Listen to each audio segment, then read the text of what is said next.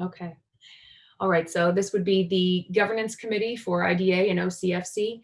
The first item on the agenda is just to review the agent status. It was included in your packets. As you know, every year around this time, we start to review all of our agents that do work on behalf of the IDA to make sure that, and we pay them to do work on our behalf. We've reviewed our contracts with the Women's Enterprise Development Center, TSEC. This month, we're asking you to take a look at the HVADC review of work performed. It's in your packet, like I mentioned, but essentially what we want to make sure is that as we build out the budget for 2021, that everyone's comfortable with the agent statuses. So HVADC does work, that is the Hudson Valley Agribusiness Development Corp. They do work for all of the counties in the Hudson Valley. For farming related, agricultural related issues. We have worked with them quite extensively on the hemp side of the accelerators, but I would say that it would be something that we should review in advance of our budget discussions for next year. I do believe that this is an item that we carry for the county. So before we made any big decisions or had any bigger conversations, we wanted to speak to governance and have you guys review them as agent status and see if there wasn't something else that you needed for us to do, go and talk to the county, or if one of the board members wanted to speak to the county to make sure that it wasn't something that they were expecting us to pay for, or if it was something only and purely for our benefit, in which case maybe we should reconsider some of the parameters of our agreement. So I would turn it over to you guys for any discussion that you see fit. Hey, Jim. Hi, Jim. How much do we pay? How much do we give them? $25,000. Okay. I don't have any problem unless you guys have any issues. I personally, we did not get our money's worth for the help for hemp. There's no doubt about that. And the other issue we have is the county, specifically Paul Riskevich, probably spent 4 times that money with them and then constantly calls us to put a project on. So if we do go with them, we have to have better limitations and boundaries. Maybe get a set of projects up front that we are going to fund and have a limit to it, because they keep coming back to us for more. Even HVADC calls us, right, Lori, and says, we have this new initiative, we want you guys in, and all this kind of stuff. It sort of never ends. And we really don't have an agricultural component to us. And that's what they do. They do more agriculture than they do the food processing piece.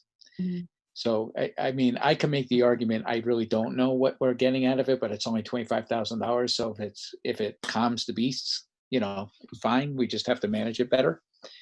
I don't know, Eddie, if you remember using it. Yeah. Well, my concern is from day one, I don't think we ever got much for the money. And those vegetable growers that are in the county and all, they really do their own thing. They don't take much direction from us at all. Not that they should, but they don't. They're really pretty much self-contained. The hemp did not take off the way we thought it was going to take off. Right. And really, if anything, that's going the other way from what we've heard earlier. It's not really what we thought it would be, I guess. But you guys know that better than I do. So, yeah. And the state, I think, at this point, is starting to back off from that hemp initiative. Vinny, what do you think? I don't know. I know. So the only thing is, if the farmers need it, HVADC does play a function. The question is whether or not we should fund it or. Yep, right, exactly. That's really the only question.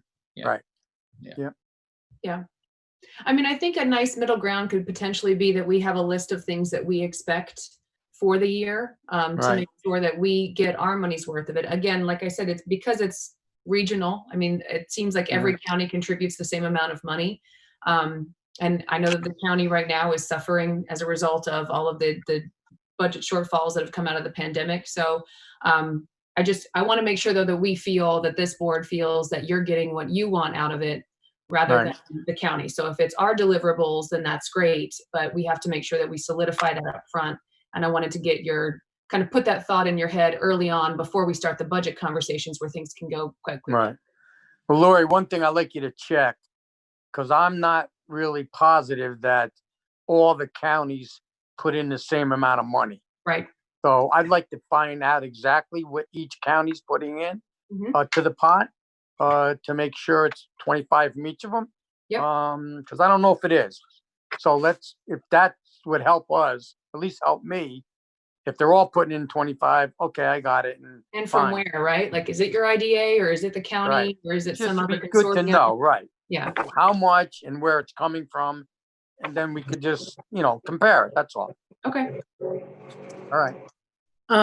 The other thing that came to my mind is that, if you feel like we're not getting stuff for the money, I mean, can we approach them like we would the partnership and some of the other agencies that we've, removed or stopped funding automatically and say, look, we will consider doing X up to Y subject to Z, so, Absolutely.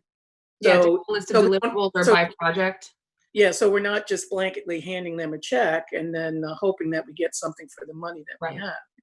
Yeah. Now I will, as a reminder, we always do it after the fact. So we have to reimburse them for time spent. So they do issue us a report, but at the end of as you've seen, this was the report that you can look at is what we get on an annual basis, which is, very broad and, It doesn't say a thing. I know. So Right. I was being diplomatic. Yeah, but- and after lunch,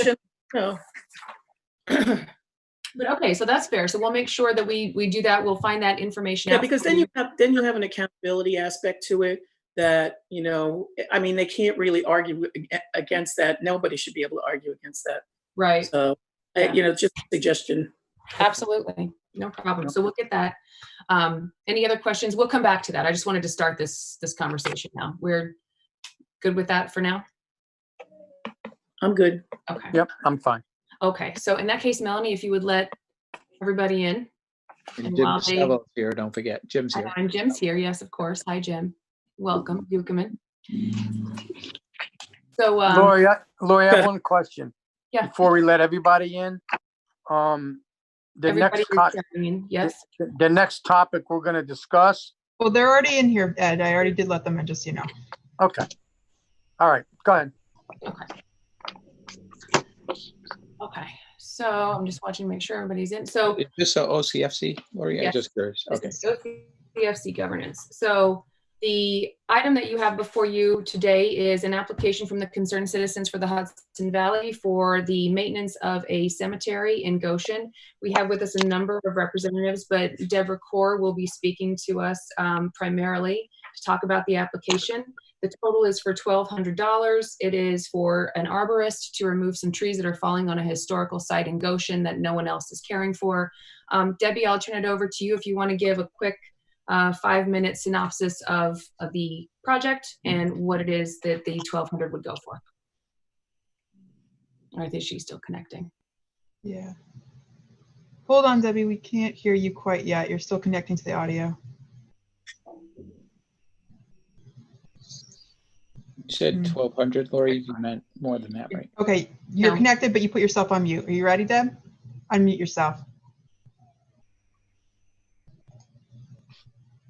You're on mute. Yeah. There you go. There you go. Am I good now? You're good now. Go for it. Okay, so, hi, everyone. Hi.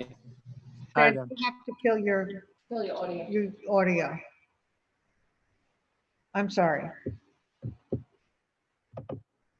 Okay, is that better? Better. Go ahead. There we go. The Case Cemetery. Yes, you have to shut it off. Has to be off. Yeah. Hi, You have to turn her speaker down. Not I'm- just, you have to turn your speaker. I'm very sorry. This is like an SNL I skit. know. Yeah, it is. Hold on a second. How are you? Very good, Deb. Okay, just a second. I think it might be better now. Sandy? Yeah, just turn her speaker all the way down. Turn it off. Yeah, the sound on their speakers, not the mute. Okay, very good. Can you hear me now? Yes. Okay. Yes. So basically, we have the case, David Case Cemetery. When I moved here in 2001, 2002, I began, my neighbor came over, Trudy Graham, and she came and said, this is in such bad disrepair. The neighbors throughout all this time, we've all worked on it. We actually had the Boy Scouts come in and do a cleanup. And it's a very fragile situation there because we have some very, very old tombstones. And I'm going to replace myself with Ed Connor. He's the town historian. Would you like to speak with him for a second? Sure. Okay. Thanks. So you can give him some history. Hi, Hello? I'm actually the village historian, but I do function within the town of Goshen. I wish we had some photos to show you. It's a small family cemetery, probably around 43 stones. There's indications that there's other burials in there with headstones missing that have probably been disappeared over the years. But the situation actually is that there are at least three old maple trees that are dead that really should be removed before they fall and damage the rest of the stones that are still standing. And then there are a couple of minor trees. Oh, there we go. There are a couple of minor trees along the road that should probably be removed because they are in the lines of the power lines that go down Sarah Wells Trail in Goshen. And as you can see from the photo there, some of the stones are in need of writing up and being secured. Right now, some of them are just held up by rocks behind them just to support them, so they're still standing up. But this request, and I think Ed, maybe between you and Deb can confirm, this is simply for the tree removal. That's correct. That's correct. And we do have an estimate that was in everyone's packet from the arborist for the 1,200. And as a reminder, we've done beautification projects before within towns and villages. And in situations like that, we've always paid the vendor directly. So we would pay the arborist directly once the work is complete and the invoice is issued. Any board members have any questions for Deb or Ed or anybody with us? Oh, I have a question. Debbie, I believe that there is a state law that anytime there is an abandoned cemetery within a township, the township must take over the cemetery and maintain it. Yes. So Debbie, my concern would be if we helped you out, which I'm not opposed to yet, but I just want to talk about it, that there may be other townships that would come on board and say, look, you just helped Goshen. What about us? So then that would bother me. But what has this being so little of amount of money really in the scheme of things, what's Goshen saying to you? Well, I have been for 16 years. Yep. And, you know, I'm a kind of a Oh, yeah. No. quiet little gal, you know. Debbie, we know each other very well, so that's fine. We Go were ahead. on the paper together, you know. Yes, I know what we've done. I know. Anyhow, we have approached the town board. Yeah, And I read it in the paper. So I read the article in the paper. So but there's a lot more behind it. I actually have Yeah. I have minutes of meetings going back to 2006, Sandy, Sure. 2010, and prior, and that's the only ones we actually have had time to Sure. actually find. I'm just so busy lately.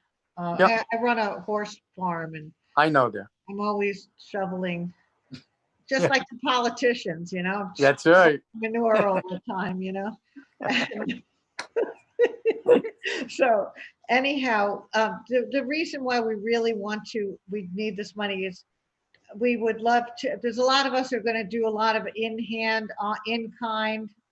Neighbor Zeno, he's going to build a rock wall, a stone wall. I'm going to use the skid steer. I have all the equipment and we're going to do all that. But this is very specific because we really need somebody who knows what they're doing, because that one maple tree is entwined in another one. And once you cut that branch. Yep. Once you, wait, she has her thing open again. Hold on. Okay.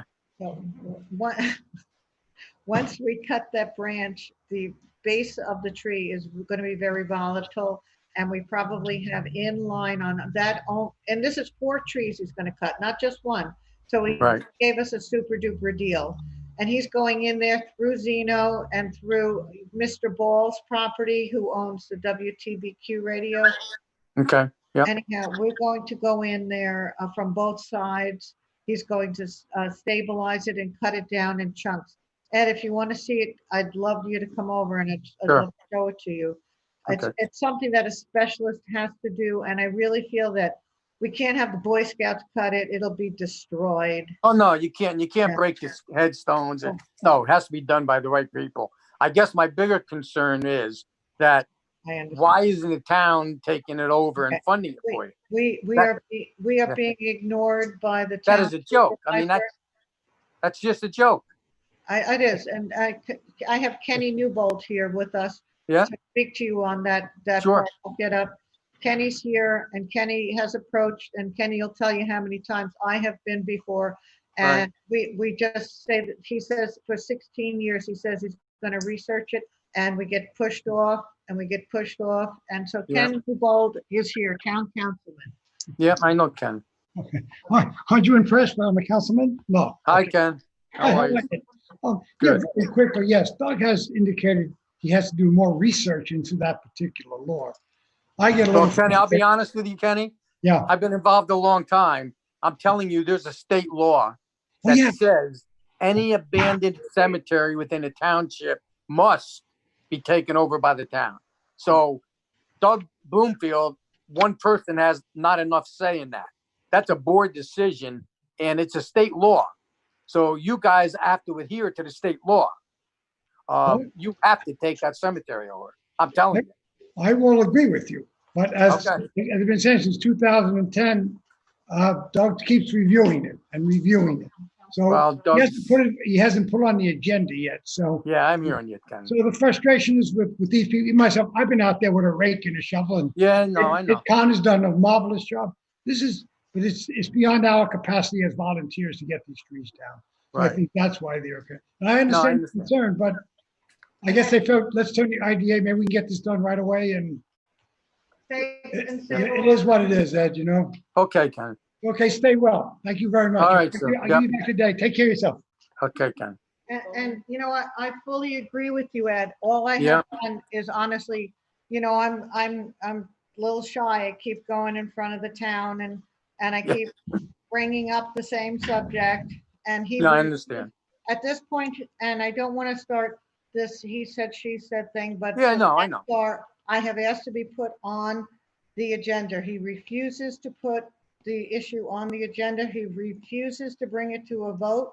He refuses to give Amazing. us any public speaking time, any Amazing. privilege of the floor. He has closed privilege of the floor for us. And it has a lot to do with other issues, I believe. Yeah. And I just really, this issue is important. It's something, you have to see how nice it looks. Ed spent like 2 weeks there. He hand painted the fence. We have Kenny out there and Yep. we're all working on it, the whole neighborhood. But honestly, to tell you the truth, in the COVID thing, and we've all kicked in a few bucks here and there. We're Sure. all paying for stuff. So this would be wonderful if we can make it happen. If not, we'll have to, it'll take a little bit longer. But if you could make it happen, it'd be wonderful. Okay. I think that's a All nice right, segue. Does it, oh, sorry, Mary Ellen, go ahead. Yeah, I think it's unfortunate that the town's taken the position that they've taken, but I also think it's important that that cemetery be preserved. You know, and I would be in favor of us supporting it. Oh, thank you. So, and we're getting around 2:00, so. Yeah, I was gonna say, we kind of have to, yeah. Well, and Mary Ellen, I'll make a suggestion too. I think we should give the 1,200. That's one thing, but I'd like to have Kevin Dowd research the law for us Wonderful. and write the opinion of the law, because I'm telling you, there is a state law that township has They have sole responsibility. Right Anytime here. a cemetery is abandoned within a township, Get it. they must take it over. We have that. We got a copy of Yeah, that. you probably know that So- already. Right here it says abandoned Right. cemeteries, Right. municipal responsibility, Right, and it's New York State Town Law, 3 Yeah. classes of cemetery recognized by the Right. town law, 291. I have it right here. You're almost getting what you want. Wait. I know, wait. shh. Yeah. That's like you're gonna get a bonus on top of it. You gonna so cut, I Vinnie? just think, Yes. I like to have Kevin research it, send the letter, and, because this is nonsense. It's just No, that's- absolute nonsense. Thank you, I Ed. agree. Thank you. I Okay. agree. All right, Guys, so would I'm, like to take a vote? yes. Yes, You Jim, good, Jim? I'm good. that was a yes? I'm a yes. I'm a yes. I'm a yes. Yes. Great. Yes. So Deb, what that means is that this will be referred to the full board, the OCFC board, for a vote later this afternoon.